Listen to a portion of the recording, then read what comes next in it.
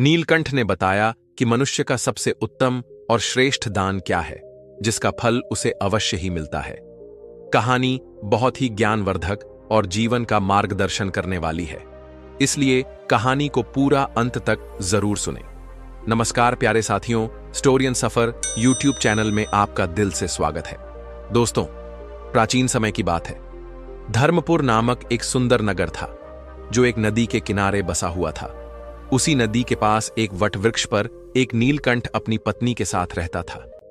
एक दिन की बात है, नीलकंठ और उसकी पत्नी भोजन कर रहे थे।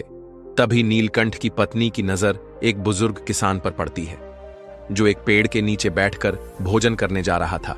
तभी वहां एक भूखा भिखारी आता है और उस बूढ़े किसान से भीख मांगने लगता है। उस बुजुर्ग किसान ने खुद भोजन न करके अपना खाना उस भूखे भिखारी को दे दिया। यह देखकर नीलकंठ की पत्नी नीलकंठ से कहती है, हे प्रियवर, उस बुजुर्ग किसान ने खुद भोजन न करके अपना भोजन उस भिखारी को क्यों दे दिया? तब नीलकंठ कहता है, प्रिय, प्रत्येक मनुष्य अपने जीवन में कुछ न कुछ दान करता है।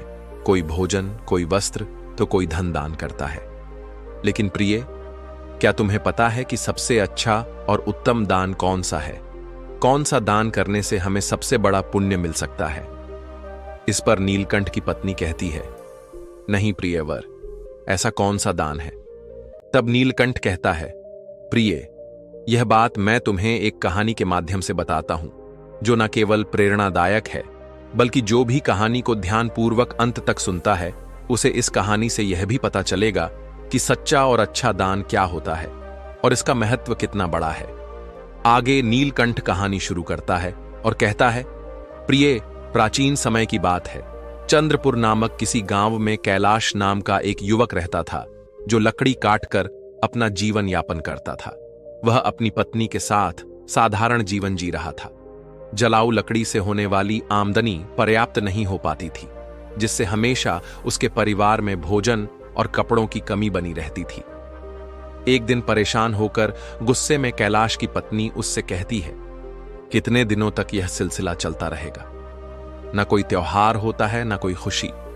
क्यों ना इस लकड़ी काटने के काम को छोड़कर तुम नगर जाकर कोई और काम ढूंढ लो। कब तक हम यूं ही कठिनाइयों और गरीबी में जीवन बिताएंगे? कैलाश ने बड़े प्यार से उत्तर दिया, भाग्यवान, मैं हमेशा तुम्हारी बात मानता हूं, लेकिन मैंने पहले भी कहा है कि मैं यह गांव नहीं छोड़ सकता। शहर में यहां के जैसी शांति नहीं मिलेगी, और हां, मैं नहीं चाहता कि यह विषय हमारे बीच दोबारा आए। उसकी पत्नी ने कहा, ठीक है, जैसा तुम्हें सही लगे। खाना तैयार है, खाकर लकड़ी काटने चले जाओ। दोस्तों, भोजन करने के बाद कैलाश लकड़ी काटने के लिए जंगल की ओर निकल पड़ा। चलते चलते वह काफी दूर पहुंच गया। वह सोचने लगा, आज तो बहुत दूर आ गया हूं। मुझे एक बड़ा पेड़ चाहिए, जिससे आज अच्छी आमदनी हो जाए। लेकिन ऐसा कोई बड़ा वृक्ष नजर नहीं आ रहा। वहां एक पेड़ है, पर छोटा है। चलो आज के लिए इसी से काम चला लेता हूं। कैलाश ने वह पेड़ काटा और सिर पर जलाऊ लकड़ी का गट्ठर रखकर नगर की ओर बेचने के लिए निकल पड़ा। लेकिन नगर पहुंचने पर उसने देखा कि लकड़ी खरीदने वाला कोई नहीं था। वह सोचने लगा, क्या मुझे यह सारी लकड़ियां वापस घर ले जानी पड़ेंगी? तभी रास्ते में एक पंडित ने उसे आवाज लगाई, सुनो लकड़ी बेचने वाले, इधर आओ, ये लकड़ियां कितने की हैं? कैलाश ने कहा, पंडित जी, आपको सारी लकड़ियां चाहिए या आधी? अगर सारी चाहिए तो कम दाम में दे दूंगा। पंडित ने कहा, मुझे सारी लकड़ियां चाहिए, लेकिन तुम्हारे बताए गए दाम पर नहीं, मैं सिर्फ अपने दाम पर ले सकता हूं। कैलाश ने थकान भरे स्वर में कहा, अरे, तो फिर यह लकड़ियां बहुत सस्ती हो जाएंगी, लेकिन चलिए दे दीजिए, वैसे भी मैं थक चुका हूं। पंडित ने 60 रुपए देते हुए कहा, यह लो, और लकड़ियां यहां रख दो। वैसे तुम भूखे लग रहे हो, क्या कुछ खाना खाओगे? सब तैयार है, खाना खाकर ही जाना। कैलाश ने कहा, मुझे भूख तो बहुत लगी है, लेकिन अगर मैं खाऊंगा तो आपके लिए खाना नहीं बचेगा। रहने दीजिए, मैं घर जाकर खा लूंगा। पंडित मुस्कुराते हुए बोले, चिंता मत करो, यहां इतना खाना है कि 20 लोग और खा सकते हैं। जब भी भूख लगे यहां आया करो। कैलाश ने पूछा, क्या आप हमेशा ही सबको ऐसे खाना खिलाते हैं? पंडित ने उत्तर दिया, जब तक परमात्मा ने मुझ पर कृपा बना रखी है, मैं यह करता रहूंगा, यह सब उनकी मर्जी है। कैलाश ने कहा, ठीक है, तो मैं आज खाना यहीं पर खाऊंगा। उस दिन कैलाश ने उस पंडित के घर भर पेट भोजन किया और धन्यवाद देते हुए बोला, पंडित जी, आप बहुत ही दयालु और नेक दिल इंसान हैं। ऐसा अच्छा काम करने में मैं आपकी मदद करना चाहता हूं। अब से मैं लकड़ियां 60 रुपए में ही दिया करूंगा। पंडित ने कहा, बेटा, सकुशल घर जाना। कैलाश ने काटी हुई सारी लकड़ियां पंडित को 60 रुपए में दे दी और घर की ओर निकल गया। घर पहुंचते ही उसकी पत्नी ने पूछा, इतनी देर क्यों हो गई? क्या आज लकड़ियों का अच्छा सौदा मिल गया? लाओ पैसे। कैलाश ने उत्तर दिया, देखो, सौदा अच्छा तो नहीं था, आज केवल 60 रुपए ही मिले हैं, ये लो। उसकी पत्नी ने आश्चर्य से पूछा, क्या सच में तुम मुझे केवल 60 रुपए दे रहे हो? मैंने सोचा था कि आज शायद 2 गुना कमा कर लाओगे, लेकिन तुमने तो आधे ही दिए हैं। इतनी देर तक तुम कहां थे, क्या कर रहे थे? तब कैलाश ने कहा, मैं लकड़ियां बेचने गया था, लेकिन खरीदने वाला कोई नहीं मिला। फिर पास के नगर में धर्मपाल पंडित नामक एक विद्वान के घर चला गया। उनके यहां जो भी जाता है वे उसे प्यार से भोजन कराते हैं। ऐसे लोगों के लिए हमें कुछ करना चाहिए। उसकी पत्नी ने पूछा, हमेशा खाना खिलाते हैं? फिर तो वे बहुत अमीर होंगे, नहीं तो इतने लोगों को खाना कैसे खिलाते हैं और तुमने उनकी मदद कैसे की? कैलाश ने कहा, वे उतने अमीर नहीं हैं जितना तुम सोच रही हो। वे एक अच्छी भावना रखते हैं और उस नगर के मंदिर के पुजारी हैं। वे अपनी मेहनत की कमाई से ही सबको खिलाते हैं। मैंने उनकी मदद के लिए कहा कि मैं उनके लिए हमेशा लकड़ियां 60 रुपए में ही काटकर दे दिया करूंगा। उसकी पत्नी ने कहा, क्या इतना काफी है? अगर तुम 2 गट्ठर लकड़ी नहीं काट सकते तो हर दिन 60 रुपए में घर कैसे चलेगा? मुझे बताओ। कैलाश ने उत्तर दिया, मैं अपनी हर कोशिश करूंगा और जो भगवान की इच्छा होगी वह होगा। आज मैंने उनके घर खाना खाया है, एक दिन तुम्हें भी वहां ले चलूंगा। इसके बाद कैलाश ने हर दिन जलाऊ लकड़ी काटी और अपने वादे के मुताबिक पंडित को सिर्फ 60 रुपए में ही बेचा। एक दिन पंडित भोजन करने बैठे ही थे कि बाहर से आवाज आई, पंडित महाराज, लकड़ी लेकर आया हूं, यहां आकर लकड़ियां ले लीजिए ताकि मैं जा सकूं। पंडित ने बाहर आकर कहा, कैलाश, मैं तुम्हें 60 रुपए नहीं दे सकता, तुम अपनी लकड़ियां वापस ले जाओ। कैलाश ने कहा, पैसे कल दे देना, लेकिन लकड़ियां यहीं छोड़ूंगा, मुझे बहुत भूख लगी है। क्या आप मुझे भोजन दे सकते हैं? वैसे भी आप सबको खिलाते हैं। पंडित ने मुस्कुराते हुए कहा, क्यों नहीं कैलाश, पहले अपने हाथ पैर धो लो, तब तक मैं भोजन की व्यवस्था करता हूं। पंडित ने घर के अंदर जाकर अपनी पत्नी से यह बात कही। उसकी पत्नी बोली, आपने ऐसा वादा क्यों किया? हमारे घर में खाने के लिए कुछ भी नहीं बचा है, सिवाय उस भोजन के जो मैंने अभी आपको परोसा है। पंडित की पत्नी बोली, इस समय हम कैलाश को कैसे खिलाएंगे? सारा खाना खत्म हो चुका है, क्या आपको यह नहीं पता? पंडित बोले, अरे, इसमें कौन सी बड़ी बात हो गई? तुमने जो खाना परोसा है वह कैलाश के लिए पर्याप्त है। मैं सोच रहा हूं कि आज उपवास कर लूं। पंडित की पत्नी बोली, मुझे बताओ, तुम ऐसा कितनी बार करोगे? जब हमारे पास खुद के लिए भी पर्याप्त नहीं है तो दूसरों के लिए इतना सब क्यों करते हो? यह सब कहां से आएगा? पंडित बोले, ईश्वर सब कुछ देते हैं, पहले कैलाश को भोजन परोस दो। मित्रों, पंडित ऐसे ही लोगों को भोजन कराते थे, भले ही उनके पास स्वयं के लिए भी कुछ ना हो। एक दिन कैलाश लकड़ी काटने जंगल गया। उसने सोचा, जंगल के किनारे के सारे सूखे पेड़ तो मैं पहले ही काट चुका हूं, अब जो बचे हैं वे सब हरे पेड़ हैं। जंगल के अंदर जाना थोड़ा मुश्किल लग रहा है, मैं इससे पहले कभी इतना अंदर नहीं गया। यहां जंगली जानवर भी हो सकते हैं, अगर मुझे कुछ हो गया तो क्या होगा? यह सोचकर वह जंगल के भीतर डरते डरते चला गया। वह काफी दूर निकल गया, लेकिन कोई उपयुक्त पेड़ नहीं मिला। अचानक उसे एक बड़ा पेड़ दिखा। उसने सोचा, यह शाखा तो काफी मजबूत है, इसे काटूं तो 3 गट्ठर लकड़ी बन जाएंगे। पहले ही बहुत देर हो चुकी है। यह सोचकर कैलाश उस पेड़ पर चढ़ गया। वह उसी शाखा पर बैठ गया और उसी को काटने लगा। शाखा बहुत बड़ी थी, इसलिए कटने के बाद वह बगल के पेड़ और एक छोटे टीले के पास गिर गई। तभी अचानक वहां एक साधु प्रकट हुए और बोले, मेरी तपस्या किसने भंग की? लगता है यह तुम ही थे। साधु क्रोध से भर गए और बोले, मैं तुम्हें श्राप देता हूं कि तुम कुत्ते बन जाओगे। कैलाश घबरा गया और बोला, महाराज, मुझे माफ कर दीजिए। मुझे नहीं पता था कि आप यहां तपस्या कर रहे हैं। साधु बोले, मैं यहां वर्षों से तपस्या कर रहा हूं। तुमने मेरी तपस्या तोड़ी है, इसलिए तुम इस पाप के भागीदार हो। कैलाश ने विनती की, महाराज, मैं रोज लकड़ियां काटने आता हूं और उन्हें बेचकर अपनी आजीविका चलाता हूं। मैंने जानबूझकर ऐसा नहीं किया। कृपया इस श्राप को वापस ले लीजिए। यह सुनकर साधु का गुस्सा थोड़ा शांत हुआ। तब वे कैलाश से बोले, मैंने जो श्राप तुम्हें दिया है, इसे वापस लेना संभव नहीं है, लेकिन एक उपाय है जिससे तुम इस श्राप से मुक्त हो सकते हो। कैलाश ने पूछा, कृपया मुझे उपाय बताइए महाराज, मैं इस श्राप से कैसे मुक्त हो सकता हूं? साधु बोले, तुम ऐसे 2 लोगों को ढूंढो जो सबसे अच्छा दान करते हो।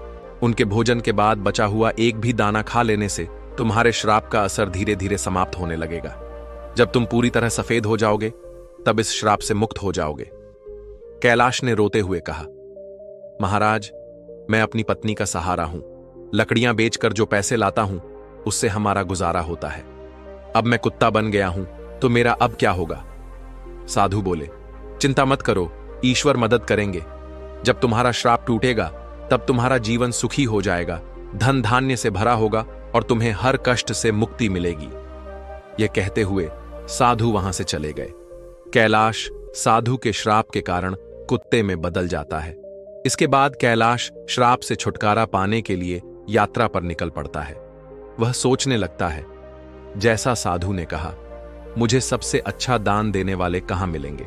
मेरी समझ में कुछ नहीं आ रहा। हां, पंडित जी, वह बड़े ही उदार और नेक दिल व्यक्ति हैं। अब मैं सबसे पहले उन्हीं के पास जाता हूं। कैलाश कुत्ते के रूप में पंडित के घर पहुंचता है। पंडित अपनी पत्नी से कहते हैं, चलो, अच्छा हुआ, आज मैं बिना किसी बाधा के सभी मेहमानों को भोजन खिला पाया। सच में भगवान की कृपा है। पंडित के भोजन कर लेने के बाद उनकी पत्नी ने बचे हुए भोजन को बाहर फेंक दिया। कैलाश कुत्ते के रूप में वहां पहुंचा और पंडित के बचे हुए भोजन को खा लिया। खाना खाते ही उसका आधा शरीर सफेद हो गया। कैलाश खुशी से कहता है, मुझे पता था कि पंडित जी बहुत ही दयालु व्यक्ति हैं। मुझे आधे श्राप से मुक्ति मिल गई, लेकिन पूरी तरह मुक्त होने के लिए मुझे किसी और को ढूंढना होगा। यह सोचते हुए कैलाश आगे बढ़ता है। वह कहता है, अगर मैं इस श्राप से मुक्त हो गया तो मैं सुख, समृद्धि और शांति के साथ जीवन जीऊंगा। इतना कहकर कैलाश दूसरे व्यक्ति की तलाश में निकल पड़ता है। एक दिन वह मोहन नाम के एक युवक को हल जोतते हुए देखता है। कैलाश कुत्ते के रूप में उसके घर के सामने बैठ जाता है। तभी रामू नाम का एक व्यक्ति वहां से गाय लेकर जाता है। वह कहता है, मोहन बहुत ही नेक इंसान है। वह सिर्फ मुझे ही नहीं, कई और लोगों को भी गाय दान कर रहा है। ऐसे व्यक्ति को आशीर्वाद मिलना चाहिए। कैलाश यह सुनकर सोचता है, वाह, आज मुझे श्राप से मुक्ति मिल जाएगी। मोहन भी पंडित जी के जैसे ही दयालु होंगे। अब देखता हूं वह कब भोजन करते हैं। कैलाश वहां बहुत देर तक इंतजार करता है। मोहन ने जब भोजन किया और पत्तल को बाहर फेंक दिया तो कैलाश तुरंत उस पत्तल पर बचा हुआ खाना खा लेता है। लेकिन यह देखकर वह हैरान रह जाता है। वह कहता है, अरे, मेरे शरीर का रंग नहीं बदला। मोहन ने तो गाय का दान भी किया था, फिर भी यह क्यों नहीं हुआ? मुझे कुछ समझ नहीं आ रहा। थोड़ी देर बाद कैलाश वापस पंडित जी के घर के बाहर आकर बैठ गया। वहां उसने 2 युवकों को बातचीत करते हुए सुना। पहला युवक बोला, अरे भाई, आज मोहन ने फिर गाय का दान दिया। दूसरा युवक बोला, हां, वह चाहे कितना भी बड़ा दानी दिखे, लेकिन हमेशा नगर के बाहर वालों को ही बुलाकर दान करता है। सच जानोगे तो हैरान रह जाओगे। उसकी सारी गाय 2 महीने से ज्यादा दूध नहीं देती। पहला युवक चौंक कर बोला, क्या? अगर वह ऐसा करता है तो उसे अवश्य ही पाप लगेगा। हमारे राजा की तरह कोई और नहीं कर सकता। वह एक महान दानी है। 1 हफ्ते से खाना बांट रहे हैं और कल आखिरी दिन अन्य दान के साथ वस्त्र दान भी करेंगे। राजा खुद वहां सबके साथ 1 हफ्ते से खाना खा रहे हैं। कभी उनके जैसा परोपकारी देखा है कहीं? अरे, यह तो कुछ भी नहीं। उन्होंने हमारे नगर में अच्छी सड़कें बनवाई हैं, हर जगह कुएं और तालाब खुदवा दिए हैं। सच में उन्होंने हमारे लिए बहुत कुछ किया है। ऐसा धर्मात्मा मैंने कभी नहीं देखा। यह बातें सुनकर कैलाश बहुत खुश हुआ। उसके मन में विचार आया, चलो अब तो तय है कि मुझे मेरे श्राप से मुक्ति मिल जाएगी। मुझे तुरंत राजा के पास जाना चाहिए। वह राजमहल में नहीं बल्कि लोगों के साथ खाना खा रहे हैं। इस अवसर का लाभ उठाना चाहिए। अगले ही दिन कैलाश उस जगह पहुंच गया जहां राजा भोजन करा रहे थे। वहां उसने राजा को कपड़े बांटते हुए देखा। वह सोचने लगा, राजा कितने महान हैं। वह भोजन देने के साथ साथ सभी को वस्त्र भी बांट रहे हैं। मैं जिन अच्छे लोगों को ढूंढ रहा था, निश्चय ही यह वही व्यक्ति है। मुझे उनके भोजन के बाद इंतजार करना होगा। राजा के भोजन करने के बाद सैनिक उस पत्ते को बाहर फेंक देते हैं जिसमें राजा ने खाना खाया था। यह देखकर कैलाश वहां गया और उस पत्ते में से बचा हुआ खाना खा लिया। लेकिन यह देखकर वह चौंक गया। उसने कहा, अरे यह क्या? इतने महान दानी राजा का भोजन करने के बाद भी मेरा रंग नहीं बदला। यह श्राप तो किसी दूसरी वजह से लग रहा है। मुझे तुरंत उस साधु के पास जाना चाहिए जिन्होंने मुझे यह श्राप दिया। कैलाश उस स्थान पर पहुंचता है जहां साधु मौजूद थे। वह साधु को प्रणाम करता है। साधु उसे निराश देखकर पूछते हैं, क्या हुआ कैलाश? ऐसा लगता है कि तुम्हें अभी तक केवल एक ही सही व्यक्ति मिला है। तुम्हारा केवल आधा रंग ही बदला है। क्या तुम्हें और कोई नहीं मिला? श्राप मिले हुए भी काफी समय हो गया। कैलाश कहता है, महाराज, पंडित जी का खाना खाकर मैं आधा ठीक हो गया। इसके बाद मैंने उनसे भी बड़े दानी लोगों को देखा, लेकिन उनके खाने का कोई असर नहीं हुआ। साधु थोड़ी देर रुककर बोलते हैं, इसमें आश्चर्य की बात नहीं है। उनके कर्मों का वास्तविक स्वरूप जानना जरूरी है। आगे कैलाश कहता है, इसके अलावा हमारे नगर के राजा बहुत धर्मी हैं। एक हफ्ते तक राजा ने सभी को भोजन कराया और वस्त्र भी बांटे। इतने धर्मप्राय व्यक्ति द्वारा खाया हुआ भोजन खाने के बाद भी मैं श्राप से मुक्त नहीं हो पाया। इसमें कुछ रहस्य जरूर है। मुझे कुछ समझ नहीं आ रहा है महाराज, कृपया आप ही बताइए। साधु ने कहा, कैलाश, जिन जिन लोगों को तुमने देखा उनमें से किसी का दान सच्चा दान नहीं था। मोहन ऐसी चीजें दान कर रहा था जिनकी उसे कोई जरूरत नहीं थी। अगर उसे उनकी जरूरत होती तो वह उन्हें कभी दान नहीं करता। और राजा जो कुछ भी देता है उसे दान नहीं माना जा सकता, क्योंकि वह खुद नहीं कमाता। वह तुम्हारे जैसे लोगों द्वारा दिए गए राजस्व का उपयोग राज्य के लोगों पर करता है। साधु ने आगे कहा, कल के दान में जो भोजन और वस्त्र बांटे गए वे भी राजस्व से ही आए थे। इसीलिए राजा द्वारा किया गया दान दान नहीं माना जाएगा। वह सिर्फ लोगों का पैसा लोगों पर खर्च कर रहा है। ऐसे में राजा के भोजन का तुम्हारे श्राप पर कोई असर नहीं हो सकता। समझ लो, सही दान वही था जो पंडित ने भूखे को भोजन देकर किया। भले ही उन्होंने खुद नहीं खाया, लेकिन उनका दान सबसे श्रेष्ठ था। इसीलिए तुम्हें और प्रयास करना होगा। तुम श्राप से मुक्ति के करीब हो। कैलाश ने कहा, समझ गया महाराज, धन्यवाद। उदास मन से कैलाश वहां से चल पड़ा। उसने सोचा, बाप रे, कितनी दूर आ गया हूं, बहुत भूख लगी है। अच्छा होगा कि पास में कुछ खाने को मिल जाए।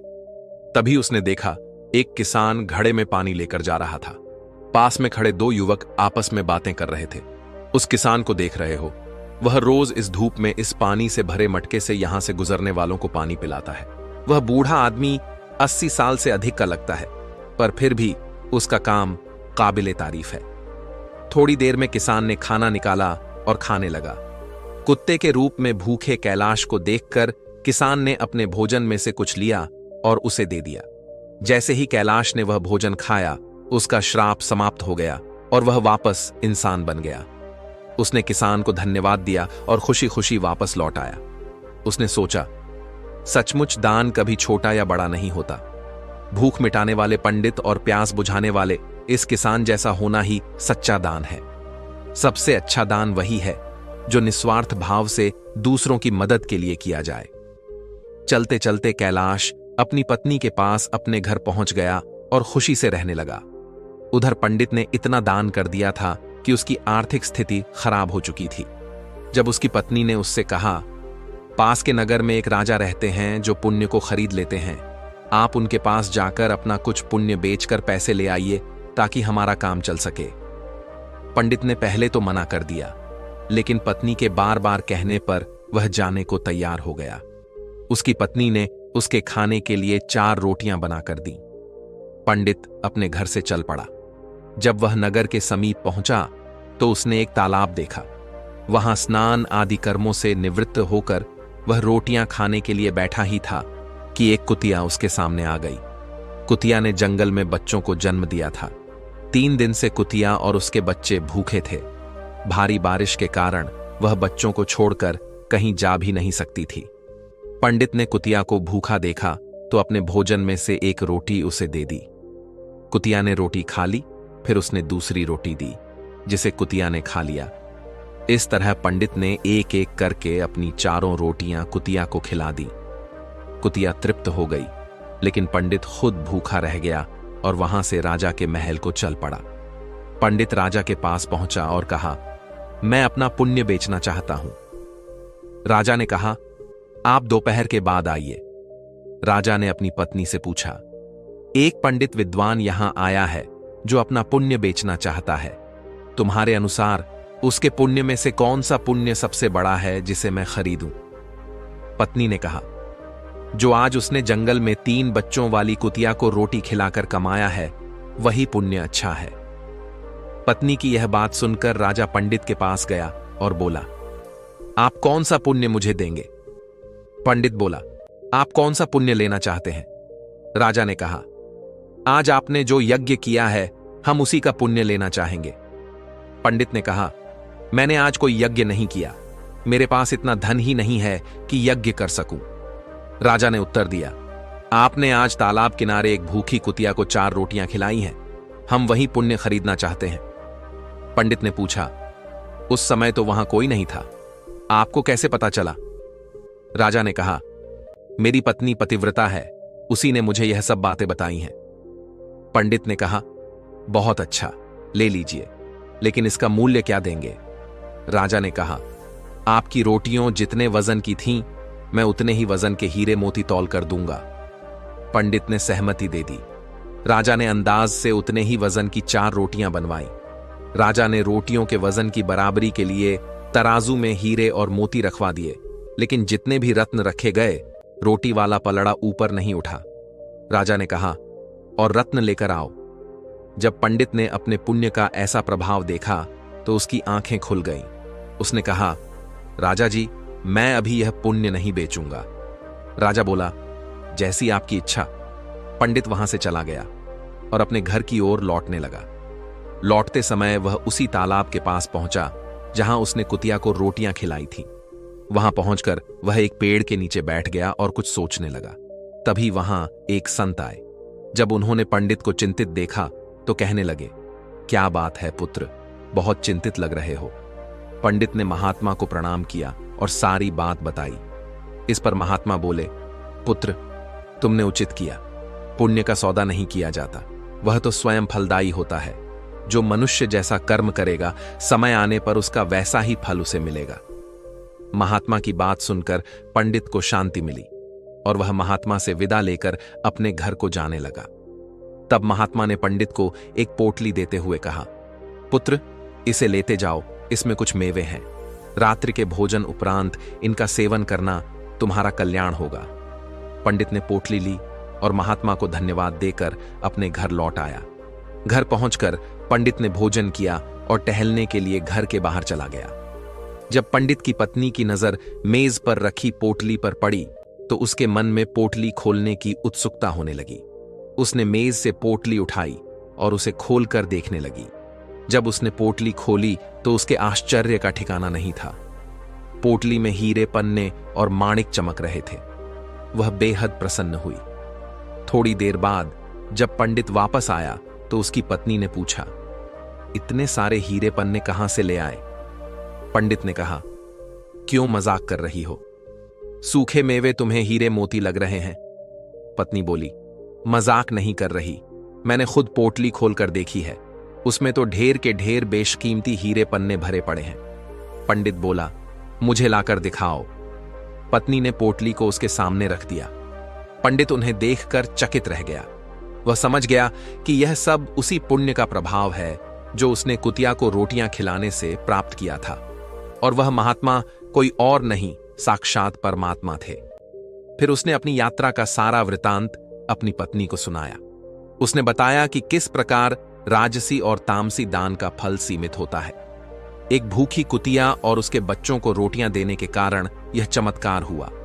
यह सब भगवान की कृपा और दया का ही परिणाम है। आगे पंडित ने अपनी पत्नी से कहा, यह भगवान का संदेश है कि जरूरतमंद की मदद करना सबसे बड़ा पुण्य है। जो व्यक्ति दुखियों और अभावग्रस्त लोगों की सहायता करता है, उसे ईश्वर अनंत गुणा फल प्रदान करते हैं। दोस्तों, आज के समय समाज में कई लोग दान सिर्फ अपने मान सम्मान और प्रतिष्ठा के लिए करते हैं। दिखावे के दान से ना तो सच्चा पुण्य मिलता है और ना ही इसका कोई दीर्घकालिक प्रभाव होता है। दिखावे का दान कभी कभी व्यक्ति को अहंकार की ओर ले जाता है। दान हमेशा निस्वार्थ भाव से होना चाहिए। जैसे इस कहानी में पंडित ने अपनी भूख की परवाह किए बिना कुतिया और उसके बच्चों को 4 रोटियां दी। उसने सोचा भी नहीं था कि उसका यह छोटा सा त्याग इतना बड़ा फल देगा। मित्रों, इसी तरह यह कथा हमें यह भी बताती है कि जरूरतमंद की सहायता करने का असली अवसर वही होता है जब वह वास्तव में संकट में हो। आपदा के समय दिया गया थोड़ा सा सहयोग भी अनमोल हो सकता है। यह न केवल जरूरतमंद व्यक्ति के जीवन को बदलता है, बल्कि देने वाले के जीवन में भी सकारात्मक परिवर्तन लाता है। जब कोई व्यक्ति त्याग की भावना से प्रेरित होकर दान करता है, तो उसके अंदर से माया के मोह का अंत हो जाता है। यह त्याग मनुष्य को अहंकार से मुक्त करता है और उसे ईश्वर के समीप ले जाता है। साथियों, इस कहानी का यही संदेश है कि सच्चा पुण्य त्याग और निस्वार्थ सेवा में है। निस्वार्थ भाव से किया गया दान ही सच्चा और उत्तम दान है। हर मनुष्य को यह प्रयास करना चाहिए कि वह अपनी क्षमता के अनुसार दान पुण्य और जरूरतमंदों की मदद करें। जरूरतमंद की सेवा करना ही सच्चा धर्म है। जैसे पंछी के पानी पीने से नदी का पानी कम नहीं होता, ठीक उसी प्रकार सामर्थ्य अनुसार दान करने से धन खत्म नहीं होता। दोस्तों, कहानी अच्छी लगी हो तो वीडियो को लाइक करके स्टोरियन सफर चैनल को सब्सक्राइब कर लेना और साथ में बेल आइकन भी दबा देना। मिलता हूं आपको एक और नई वीडियो।